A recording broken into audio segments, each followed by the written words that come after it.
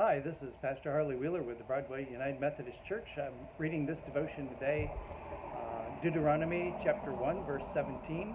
Deuteronomy is where Moses is bringing all the teaching and the experience of Israel up to this point as they're ready to enter the promised land together. And it's interesting that 17 verses in, he's speaking to the people who will be in charge.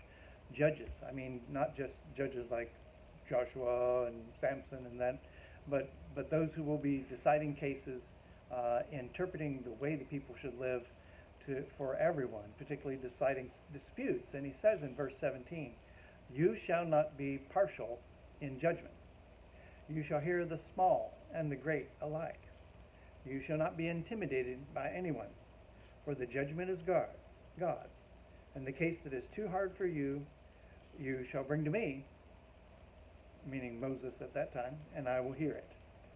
And so this is how he set up the judging, the disputing of cases, the common life where things got into a friction and people are trying to decide what's right. And he says, you shall not make a difference between the great and the small, the rich and the poor.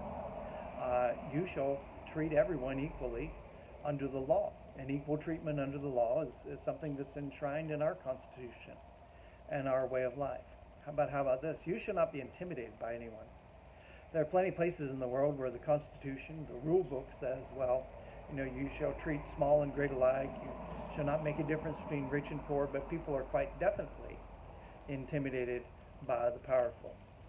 And so Moses said, you have the job of speaking the truth in a situation, of saying, this is God's law and this is how we should live. Don't be intimidated by anyone. The judgment is God's. And so you can say, if someone doesn't like when you're speaking the truth, sometimes the best answer is, well, it's God's truth. But also, do not be intimidated.